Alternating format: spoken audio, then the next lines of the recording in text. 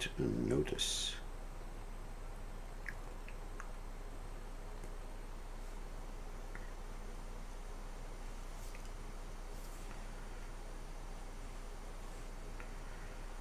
Okay, the notice just went out, I think. Yeah, just went out. And I'll check to see if the live streaming is working.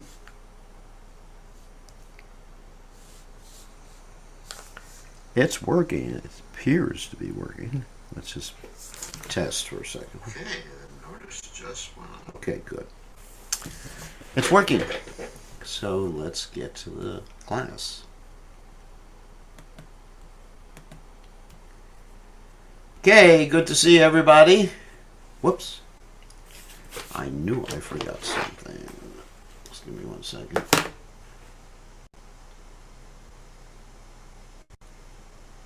And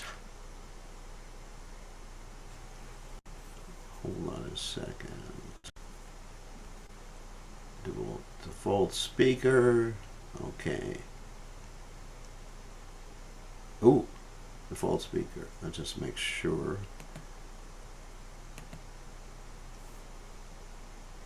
Okay. All right. Yeah, that's good.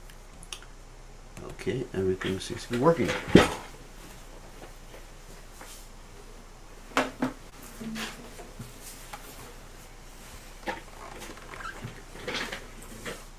Let's do some chanting.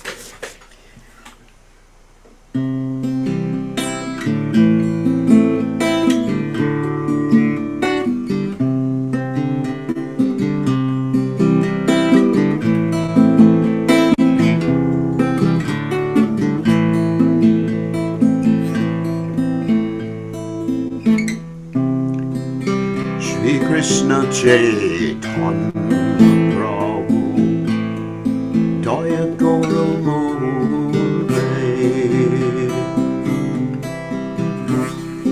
Abhina Hitayalu Chakit Samtare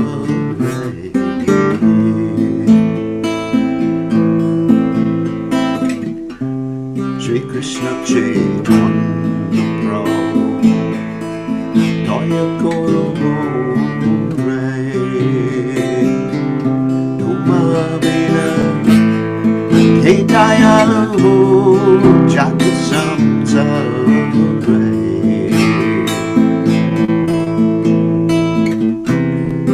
Patita Pavan Hedu Sabavatara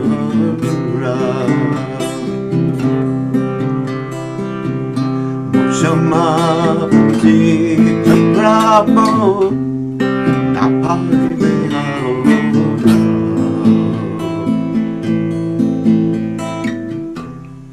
Patita Pavan Hedu Tapavatara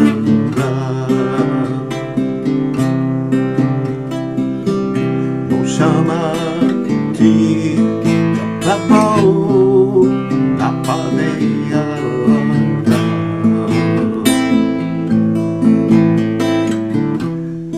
Mahaprabhu Nityananda Premananda Suki Kripa Bolo Kunakoro Ami Paruduki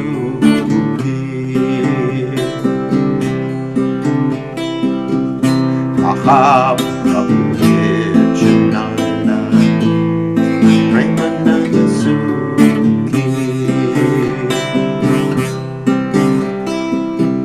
Kripa Bolo Kanakoro Ami Paruduki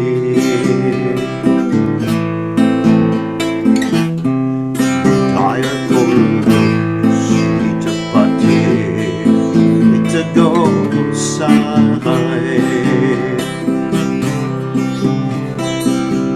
Tapa Kripa Bo Bye Bye Chaitanya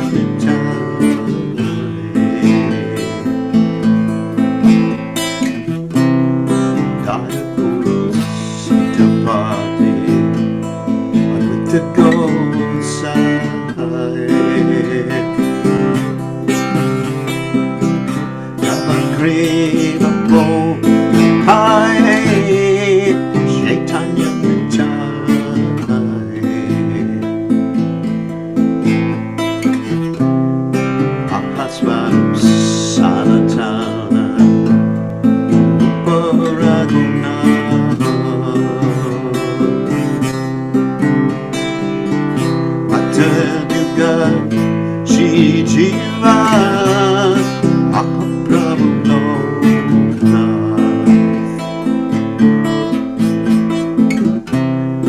Mahaswarup Sanatana Uparatna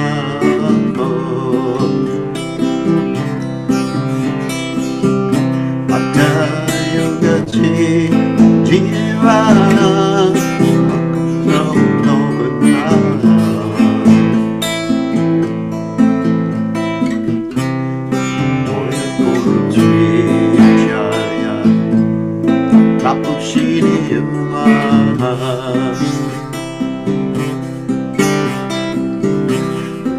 Sham Sangamagi Tamatas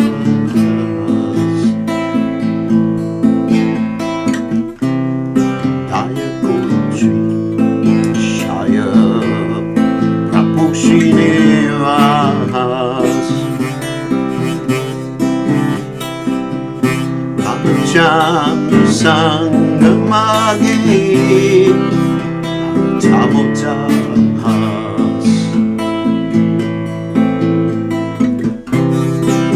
Krishna Chaitanya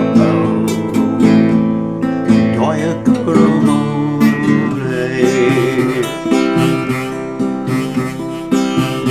Toma Bena Kedaya Jacket Samsare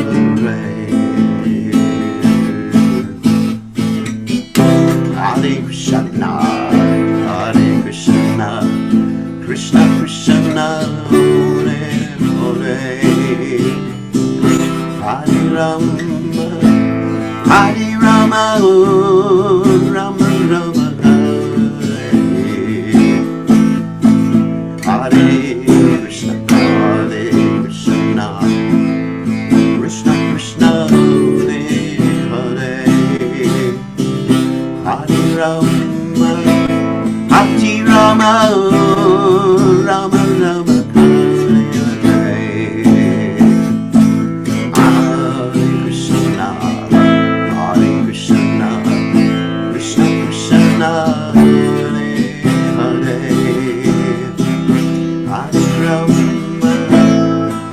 Rama, Rama, Rama, Hare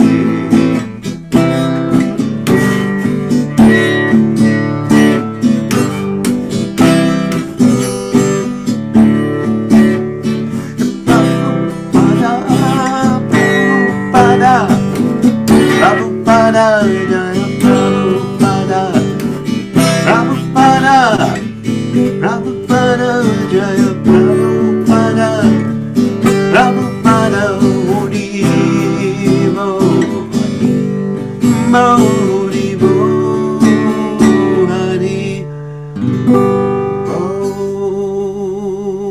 Jai Om Vishnu Pad, Paramahansa, Paracharya, also Tada, Satashi Shimad, His Divine Grace Sabaya, Chadanada Bhaktivedanta Goswami Srila Prabhupada Jai. ISKCON Founder Acharya Srila Prabhupada Ki Jai. Ananta Koti Vaishnav Vrinda Ki Jai. Namacharya Srila Haridas Thakur Ki Jai. Prem Say Kaho Shri Krishna Chaitanya Prabhu Nityananda. Should wait to get out.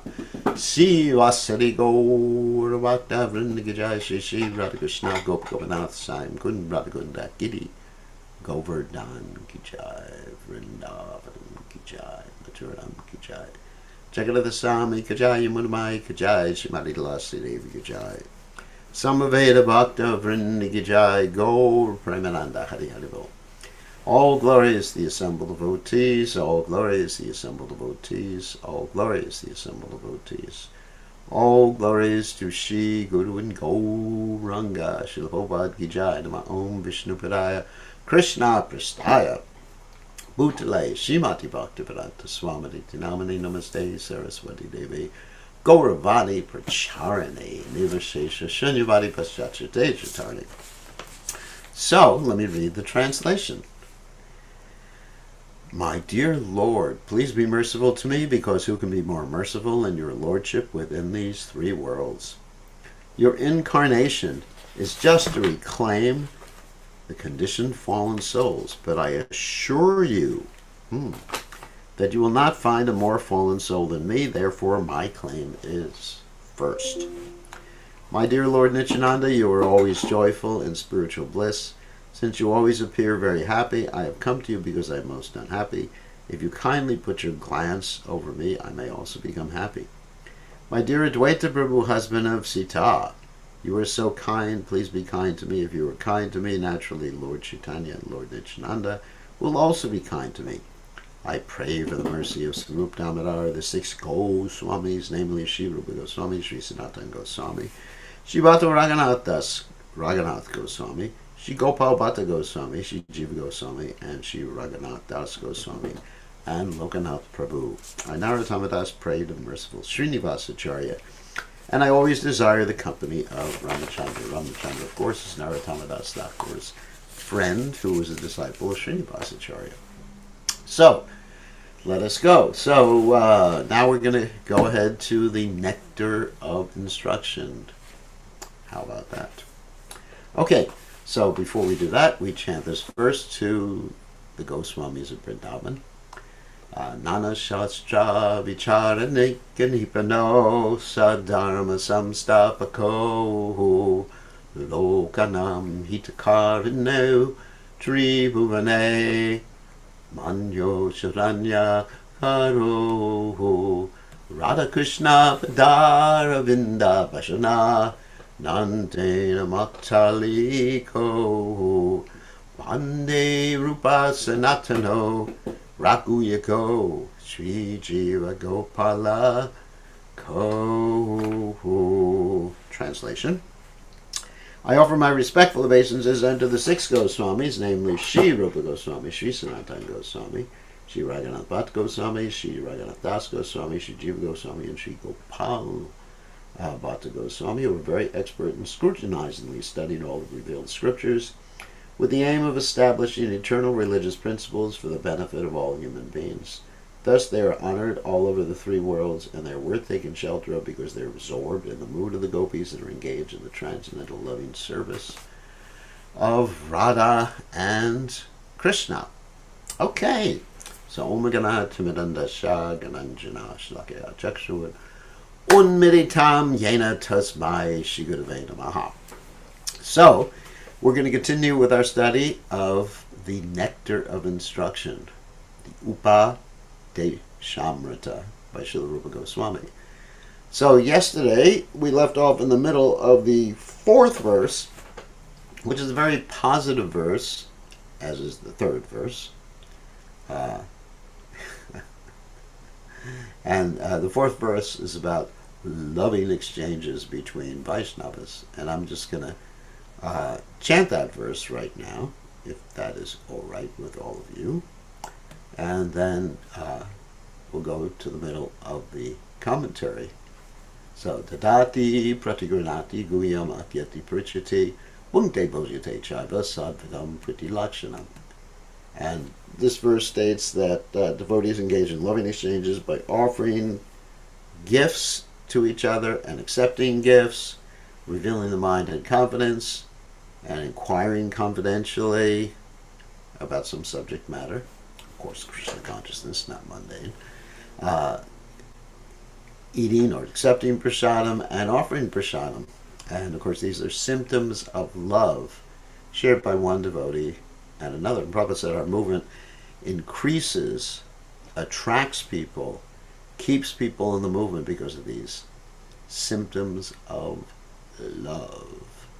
Okay, and this love, of course, means not this selfish love that we experience in this world, where we're trying to get some sensory satisfaction or some mental satisfaction from someone, but we actually want to give to them.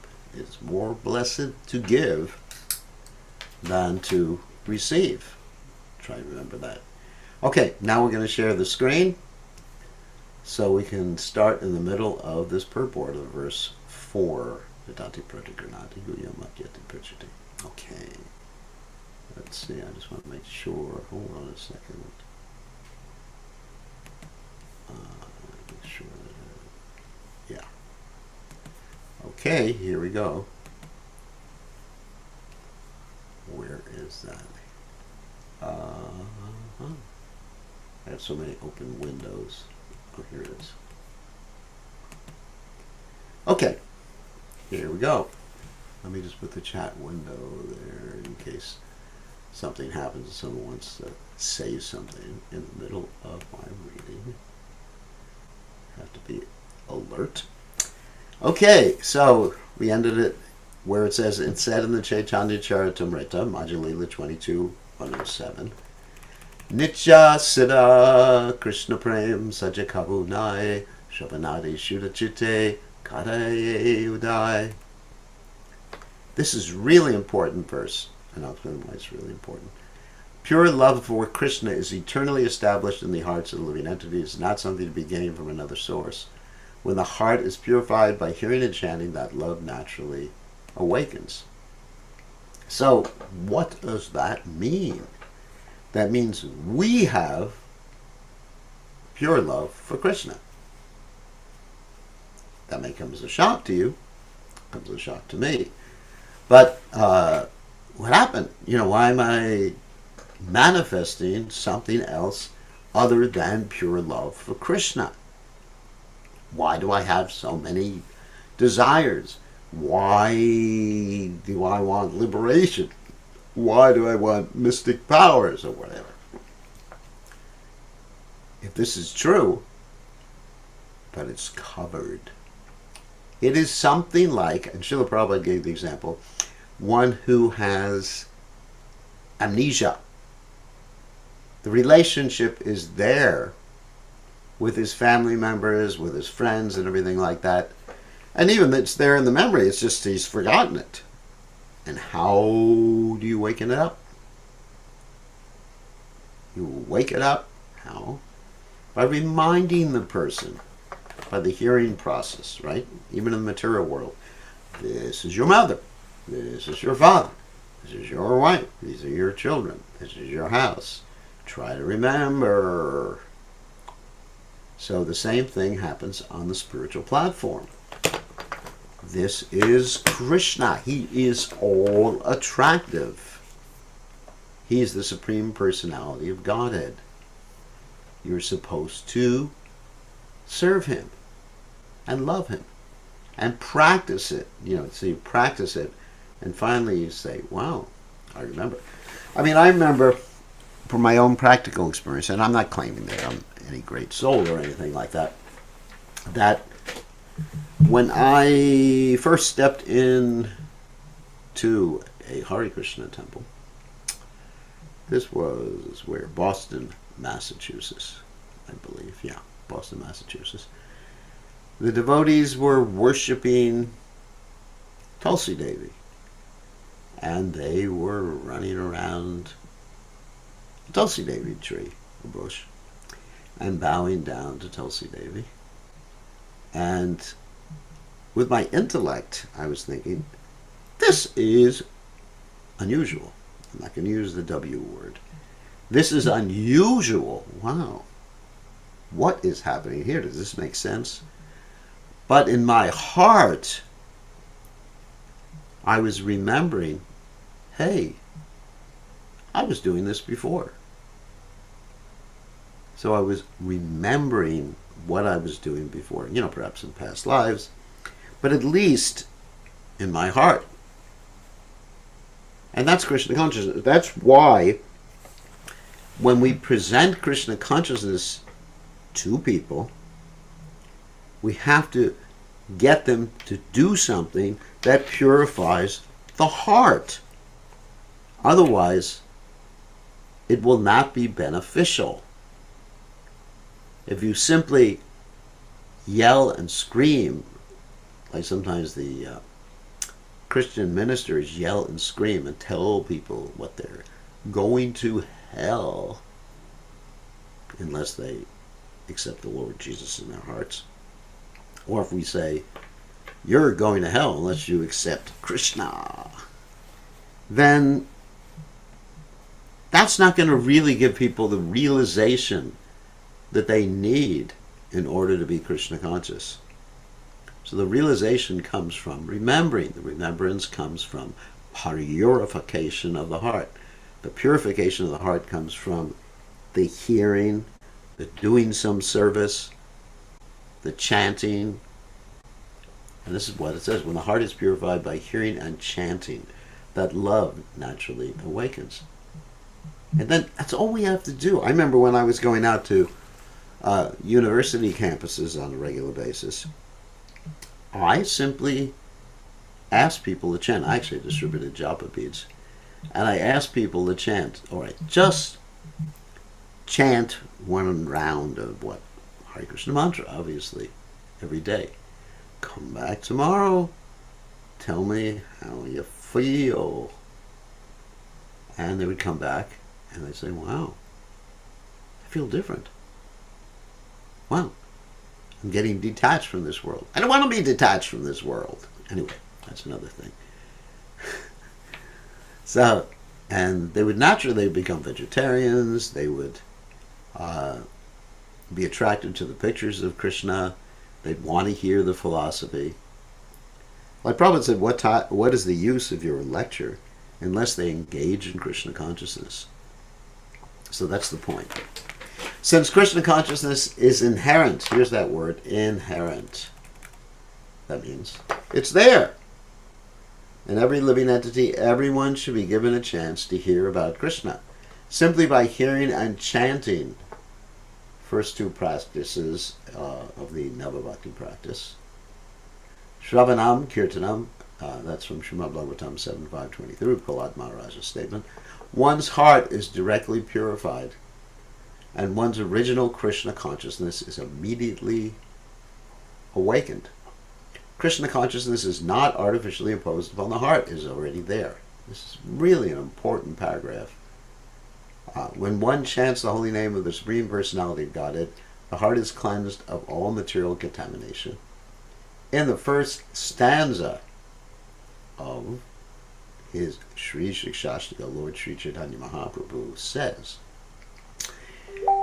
Cheto Darpanam Arjanam Baba Mahadvagni Nirvapanam Shreya Kadavya Chandaka Vidharanam Vijavadu Jivanam Anandam Buddhivardhanam Pratipadam Purnamritasvadanam Sarvatmasnapanam Param Vijayate Shri Krishna Sankirtanam. That's the CC Anchalila 2012. All glories to Shri Krishna Sankirtana, which cleanses the heart of all the dust accumulated for years and extinguishes the fire of conditional life, of repeated birth and death. This Sankirtan movement is the prime benediction for humanity at large because it spreads the rays of the benediction moon. It is the life of all transcendental knowledge. It increases the ocean of transcendental bliss and enables us to fully taste the nectar for which we are always anxious. So, proof that just chanting the Hare Krishna mantra works, even without philosophy, is the story of Haridas, Thakura, and the prostitute. There was no philosophy there. The prostitute had some nefarious plans, desires, ulterior motives, and she just heard the holy names and offered obeisances to Tulsi Devi and to Haridas Thakur. So just by hearing the holy names, she had the realization after 3 days that she was wrong. And she had the realization that she should be attached to Krishna and detached from the material world. And that's really what happened. She gave up everything, even shaved her hair off, and sat next to the Tulsi tree and chanted Hare Krishna for the rest of her life. Amazing. And it's only from the Mahamantra. There was no Bhagavad Gita class. There was no social pressure. Nothing. I mean, I'm sure Haridas Thakur later on gave her some specific instructions. Yes, just sit by the Tulsi tree and chant. And I'm sure she heard some Krishna Katha later on or before. But still, it was the chanting that woke up, that dissolved her material desires, dissolved her connection with the modes of nature, and situated her as a great saintly personality. Not only is the chanter of the Maha Mantra purified, but the heart of anyone who happens to hear the transcendental vibration of Hare Krishna, Krishna Krishna, Hare Hare, Hare Ram, Ram Ram, Hare Hare is also cleansed. Even the souls embodied in lower animals, insects, trees, and other species of life also become purified and prepared to become fully Krishna conscious simply by hearing the transcendental vibration. This was explained by Thakur Haridas when Chaitanya Mahaprabhu inquired from him how living entities lower than human beings can be delivered from material bondage. Haridas Thakur said that the chanting of the holy names is so powerful that even if one chants in the remotest parts of the jungle, the trees and animals will advance in Krishna consciousness simply by hearing the vibration. This was actually proved by Sri Chaitanya Mahaprabhu himself when he passed through the forest of Jharkhand. At that time, the tigers, snakes, deer, and all the other animals abandoned their natural animosity and began chanting and dancing and Sankirtana. Of course, we cannot imitate the activities of Sri Chaitanya Mahaprabhu, but we should follow in his footsteps. We are not powerful enough to enchant the lower animals such as tigers, snakes, cats, and dogs or entice them to dance. But by chanting the holy names of the Lord, we can actually convert many people throughout the world to Krishna consciousness. Contributing or distributing the holy name of the Lord is a sublime example of contributing or giving charity, the Dadati principle. By the same token, one must also follow the Pratigranati principle and be willing and ready to receive the transcendental gift. One should inquire about the Krishna conscious movement and open his mind in order to understand the situation of this material world. Thus, Guyam Akyati Prichati principles can be served.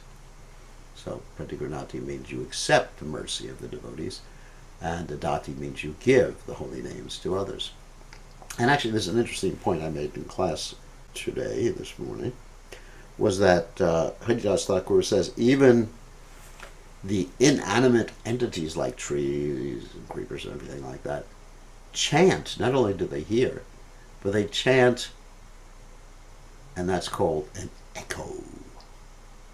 Because you may not hear that echo, but subtly, matter, even dull matter that doesn't have a soul in it, vibrates when it's called sympathetic vibration.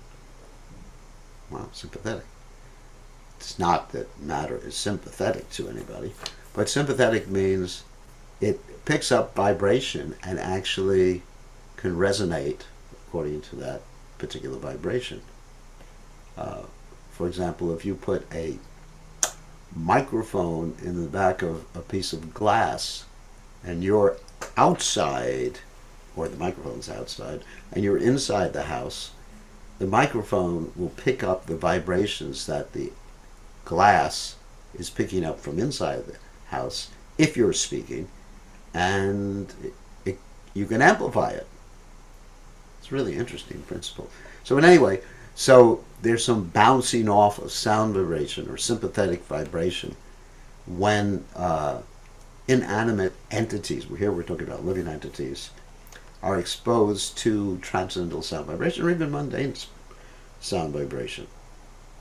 And even plants can hear. I mean, there's been so many studies with plants, and we're not talking just Hare Krishna studies, when plants are actually exposed, to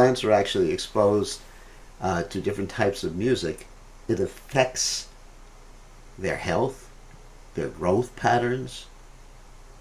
So plants actually hear. I mean, they don't have ears, that's true, but they hear because the vibration affects their bodies, the plant bodies or the tree bodies or any inanimate living entity.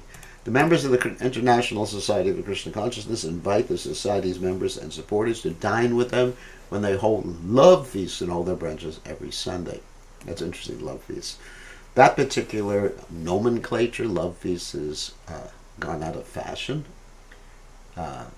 Prabhupada started love feasts because he was first preaching to hippies, and it was part of his marketing strategy. Now, obviously, now when we're not preaching hippies, or maybe we are, but anyway, you adjust your particular strategies according to your audience. Like if you're preaching to government officials, you won't say, please come to our love feast.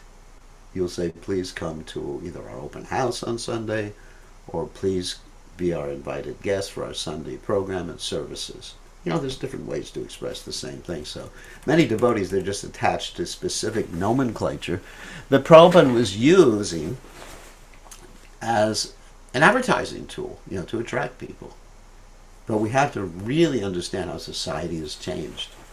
I mean, most of the time nowadays, if you say, come to our Sunday love feast, people may think, something weird is going on. So, many interested people come to honor Prasad, and whenever possible, they invite members of the society to their homes and feed them sumptuously with prasadam. We experience this. In this way, both the members of the society and the general public are benefited. People should give up the company of so-called yogis, jnanis, karmis, and philanthropists because their association can benefit no one. If one really wants to attain the goal of human life, he should associate with devotees of the Krishna conscious movement because it is the only movement that teaches one how to develop love of God. Religion is the special function of human society, and it constitutes the distinction between human society and animal society. Yes. If you are not religious, or at least inquiring as to the purpose of life, then your life is no better than an animal. As we know, you're just simply eating, sleeping, mating, and defending. Animal society has no church, mosque, or religious system. Be fun to see like a bunch of cats sitting in a church or mosque or Hare Krishna temple. In all parts of the world, however downtrodden human society may be, there is some system of religion. Even tribal aborigines in the jungle also have a system of religion. They worship something greater than themselves. It's a step in the right direction. When a religious system develops and turns into love of God, it is successful. As stated in the first canto of Srimad Bhagavatam, 1, 2, 6, Savai Sam Paradharmo, Yatho Bhaktir Adhoksaje Ahai Tuki At Pratyata Hyatma Supersediti. The supreme occupation dharma for all humanity is that by which men can attain to loving devotional service unto the transcendent Lord. Such devotional service must be unmotivated and uninterrupted in order to completely satisfy the self. Because the self is ultimately part and parcel of Krishna, and the self is ultimately a pure devotee. As we mentioned before, it's inherent. So otherwise you're not satisfying the self. You're satisfying, as Prabhupada gave the example, the cage and not the bird inside the cage. We are in the cage of this body,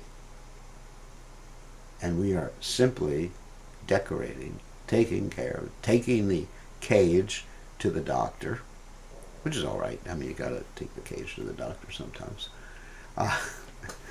and polishing the cage, and hoping that our cage is attractive to other entities in other cages. It's kind of stupid.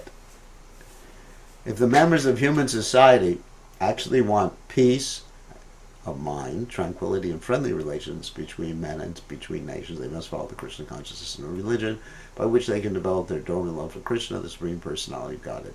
As soon as people do so, their minds will immediately be filled with peace and tranquility.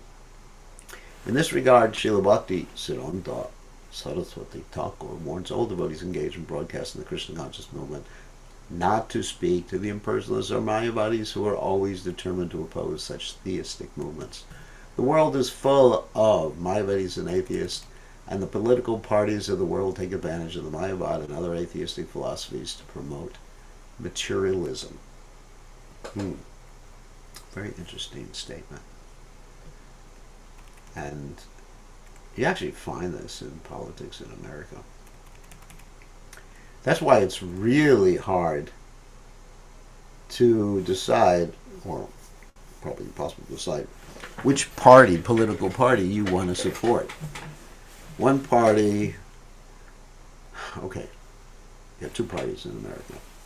So one party is just like throws out any sort of absolute rules and regulations. There's no. They don't throw them out personally. They have their own ethical principles, but basically they don't philosophically adhere to any sort of, let's say, higher principles that have been given by the Supreme Personality of Godhead. Philosophically, they may practically follow some, like be kind. So, and the other party has just a bunch of rules and regulations which they think, they pick the rules and regulations they think God gave, and they ignore the ones that God actually gave. So it's kind of hard to be involved in politics in America. Anyway.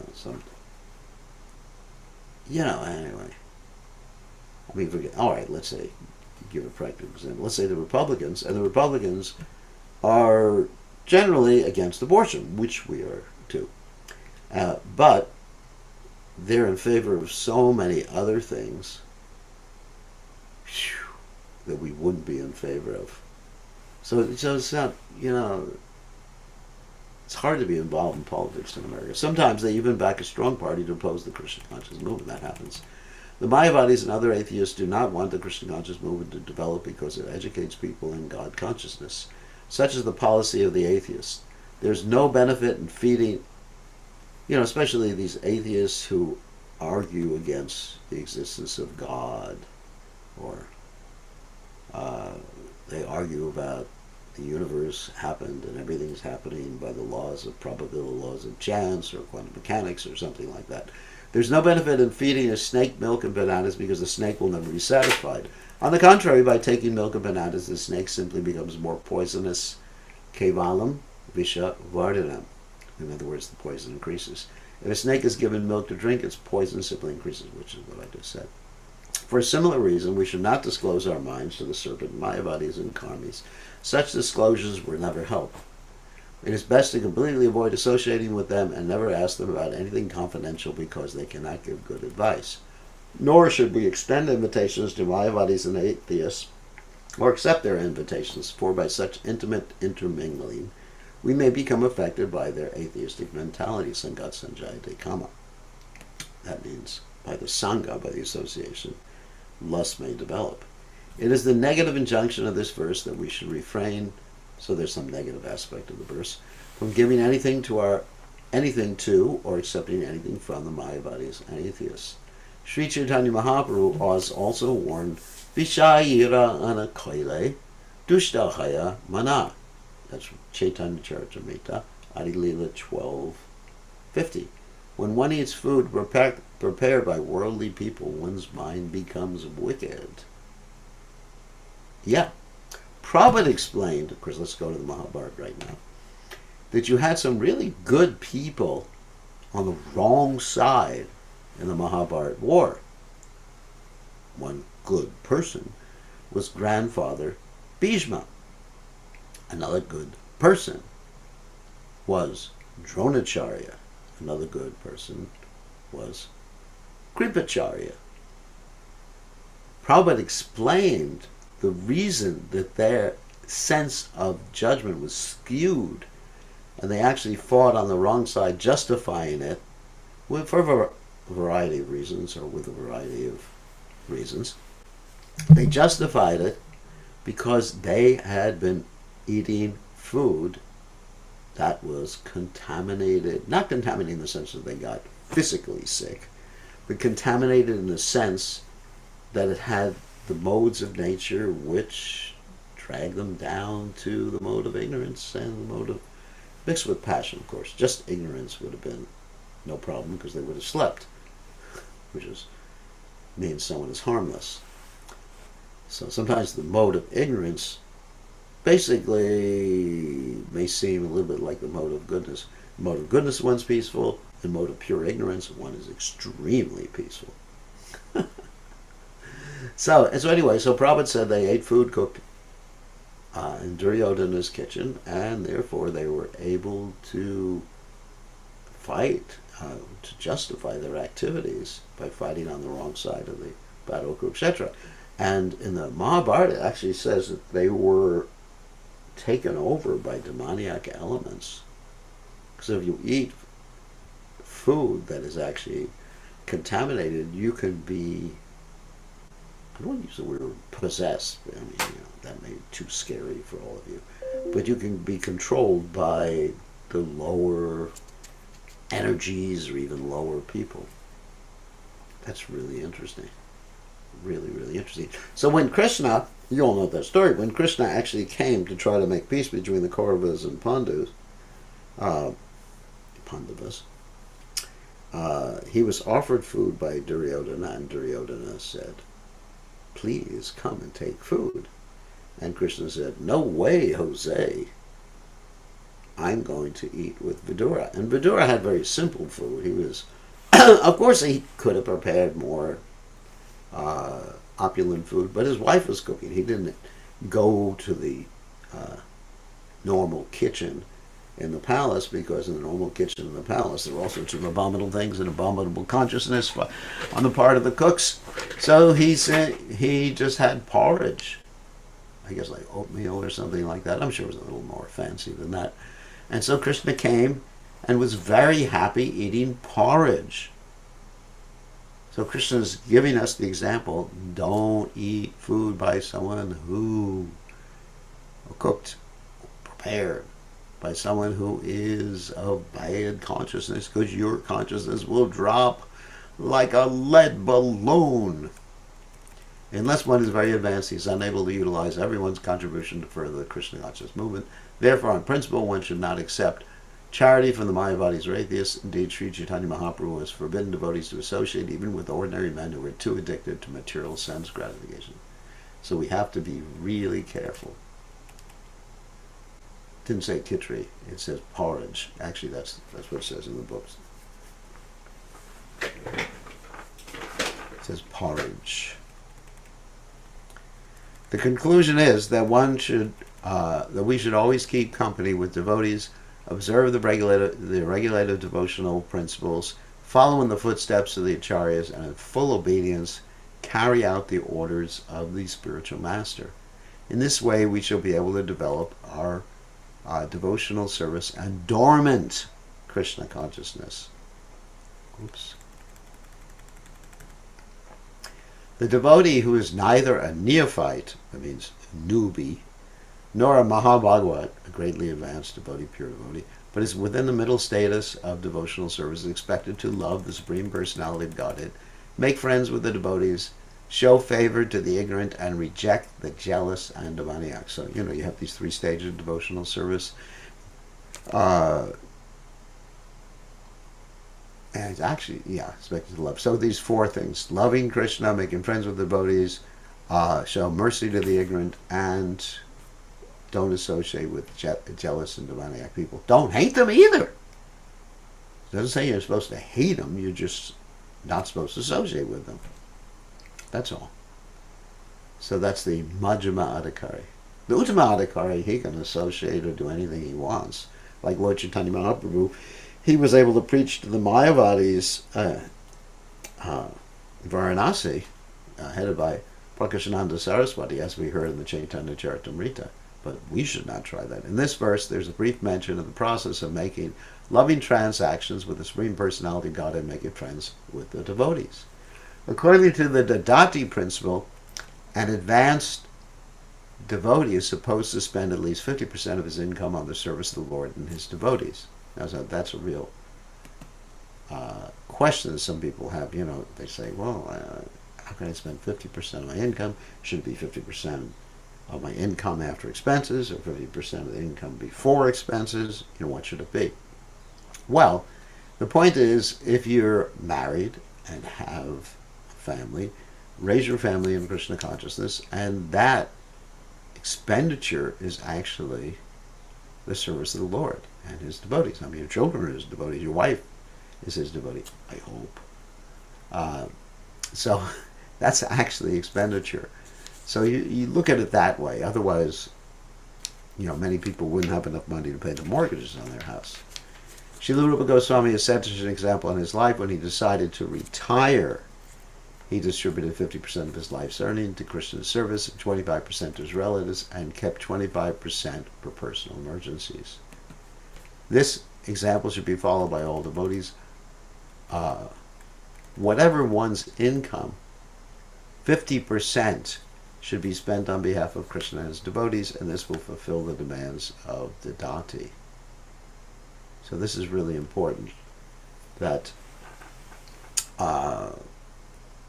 you remember that your family is devotees.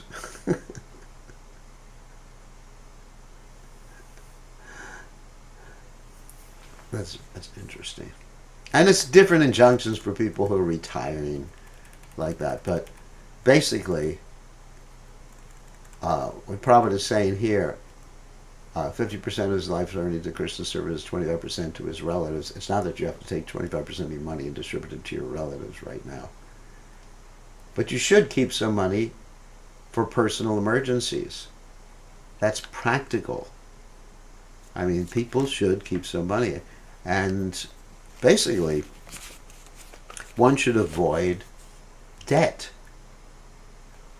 Chanaka Pandit says, people nowadays, of course, they go into extreme debt on their credit cards, or when they're buying cars, or when they're shopping, Christmas shopping, and they run up the credit cards so much. And generally, I speak to people and they have so much, tens of thousands of dollars. It's called revolving credit on the credit cards, and sometimes the credit card interest is like 12, 15, or even up to 18% or even more. So one should keep some money and not go into debt. Chanaka Pandit, okay, I was getting to what Chanaka Pandit says. Chanaka Pandit says debt, disease, and fire, three things. Debt, disease, and fire should be taken care of right away. Because they don't get better. Fire doesn't get better, generally, unless you got a rainstorm. Disease usually doesn't get better, unless you have a really strong immune system. But still, you take care of it. You rest up. You do something about it. You don't just push yourself through. And debt certainly doesn't get better with time.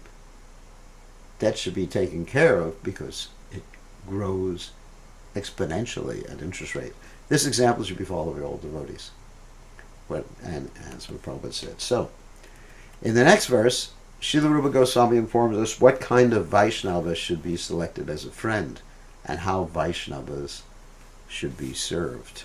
Wow, this is really important. That's text 5, which we will do tomorrow by Krishna's grace, if Krishna allows us. So today we did text 4, part 2. Okay. And tomorrow, text 5. Okay, and so it's time to unmute you all and allow you to ask questions. Hold on a second. All right. You can unmute yourselves or ask questions. You can ask questions in the chat window, as again I always say every night, or you can ask questions by raising your hand, or you can ask questions by unmuting yourself if you are so bold. Okay, who has a question? This is your opportunity. What if someone is reading the books but not chanting? That's something, yeah. That is hearing. So hearing is the first process of devotional service. It's called Shravanam, and then Kirtanam, and then Vishnu Smaranam. So, but ultimately, unless they start chanting, they're not going to make that much spiritual advancement. It will introduce them, it'll give them some purification. They're hearing the chanting on the subtle platform by reading. And so that's good. I mean, there's nothing wrong with that, but it's an introduction. But ultimately, as we know from the Brihad Naradi Purana, Harinam, Harinam, Harinameva, Kevalam, Kalo Nishteva, Nishteva, Nishteva, Gatair Anyata. Chant the holy names, chant the holy names, chant the holy names. In this age of Kali, ain't no other way, ain't no other way, ain't no other way. So, I mean, if they're reading the books and they're reading where it says in the books you have to chant, and they don't chant, I mean, how are they actually imbibing the message in the books? Okay, good question. Alrighty, so we got Oruna. So unmute yourself. Okay, good. Question? Yes, Gurudev. Hare Krishna, Gurudev. Dandavat Haribo. pranams. Gurudev, you are explaining that because Bhishma Dev and Drona, Krupacharya, they were getting food from the kitchen of Duryodhana. Yeah.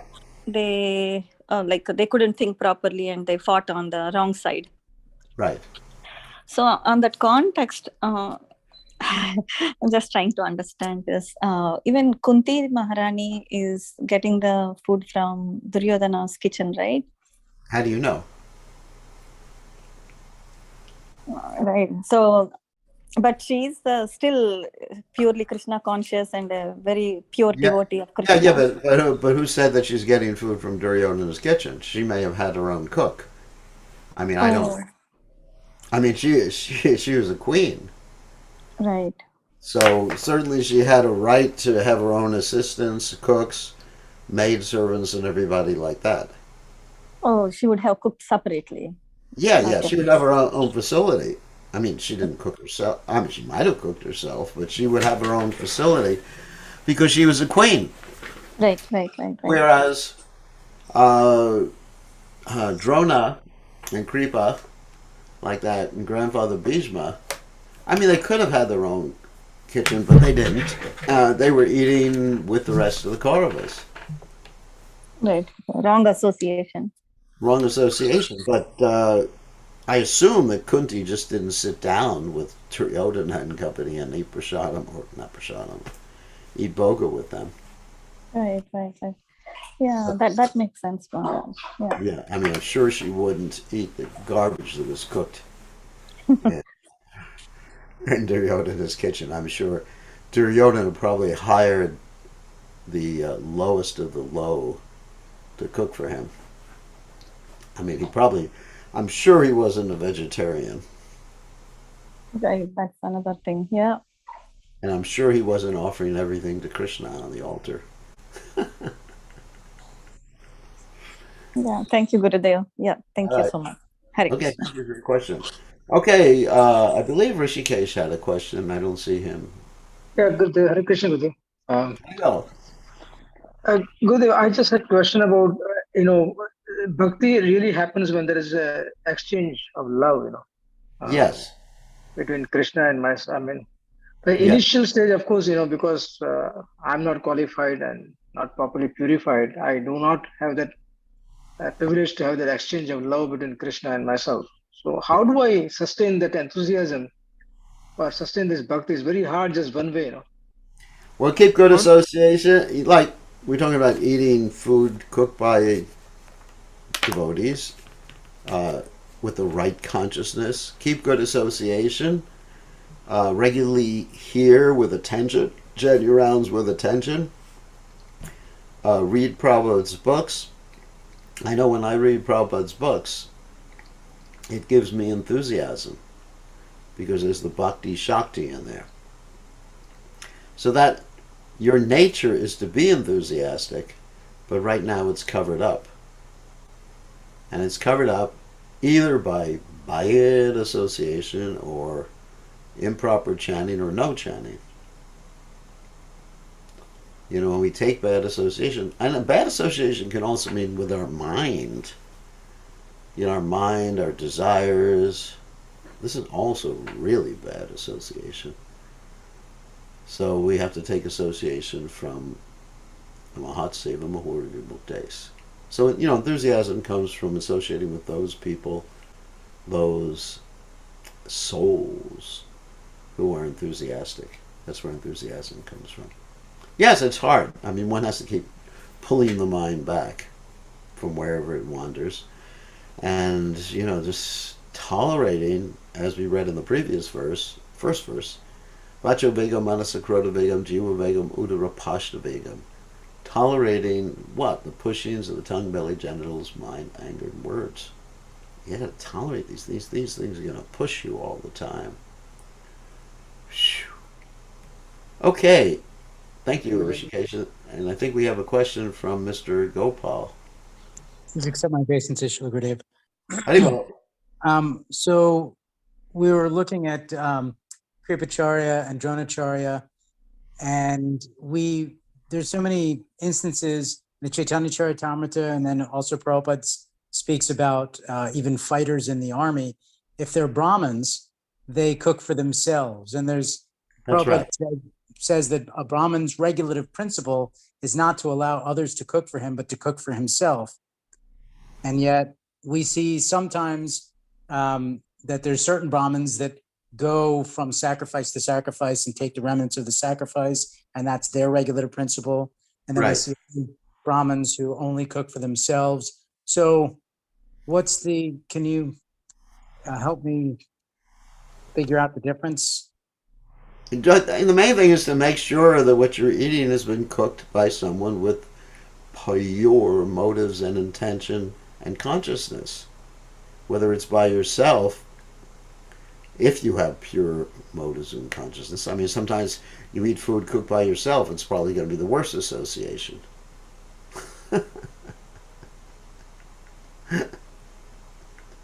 That's actually funny. I never expressed it like that before, but it came out. Yeah, sometimes your own cooking is the worst association. And sometimes you'll find better association by eating the remnants of food cooked in the temple, offered to the deity. So I'm very careful personally as to who cooks for me. I mean, generally, let's say I'm here in North Carolina, I generally do all the cooking for myself. Maybe one day a week or something like that, I go to someone's house. But generally, I cook for myself. And I'm very careful who cooks. And if I'm not aware of someone's consciousness, I may just eat fruit, which Prabhupada did. I mean, sometimes I eat fruit just because it's not my normal time of eating. Like if I go to people's homes for some evening program, and I certainly don't want to eat at 8 or 9 o'clock at night. It's actually really bad for the health, especially at my age. I think at any age it's bad for your health. So, therefore, I'll just eat fruit. And it's not casting aspersion on anybody's consciousness. It's just a question of taking care of my own health. So, just be careful. I'm very careful. I never eat food cooked in restaurants or on the airplane. Whenever I take a flight, I bring prasadam with me if it's, a longer flight. And I eat prasadam on the flight. And I have the devotees make prasadam or something simple like nuts or whatever, And I eat on the flight. And sometimes I fast on the flight, depending on how I feel. So it's important to regulate what goes into the body. Because according to the Ayurvedas, when you eat, the food eventually becomes transformed to blood. And that blood circulates around the body, certainly in the brain, certainly in the heart, and it affects the consciousness, the modes of nature, Modes of nature. So what I'm hearing you say is that one should be very attentive. Yes. To what one's eating at all times. Exactamente. Thank you, Gurudev. One should be very attentive. No, you don't have to follow any specific rule like only cooking for yourself or only eating at sacrifices or only eating on Sunday at 5 o'clock, whatever. But very attentive who's cooking, and of course for one's health one has to be concerned with what is cooking, not only who's cooking. So it's not only health, it's not only consciousness, it's your physical health. I mean, I have a series of videos that are interviews with a doctor in Germany, Dr. Rado Raja, uh, that are called Stop Killing the Devotees. So many times we have like food that's pure in terms of spirituality that will hurt your health.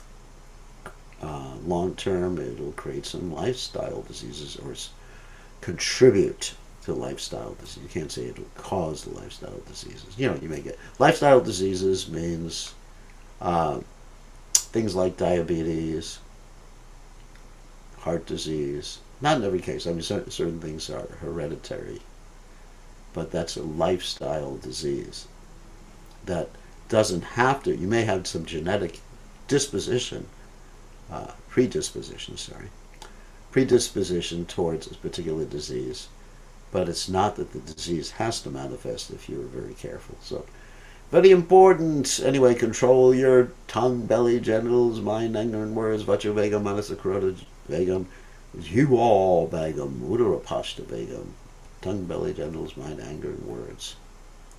With that in mind, now that we've actually upset everybody by controlling the eating process, which is the most difficult. Yeah, sometimes we have to eat cooking from aspiring devotees to encourage them. But anyway, one has to be careful. The main point is one has to be careful. At least they have to be vegetarians, which means no eggs either. Really important. Prabhupada would not eat at anyone's house where they weren't vegetarians. He would take fruit, but he wouldn't eat in terms of cooked food. Okay, on that happy note, we should end, and hopefully we will see everybody tomorrow, same time, same station. All glories to His Divine Grace. A.C. Bhaktivedanta Swami. Srila Prabhupada, Srila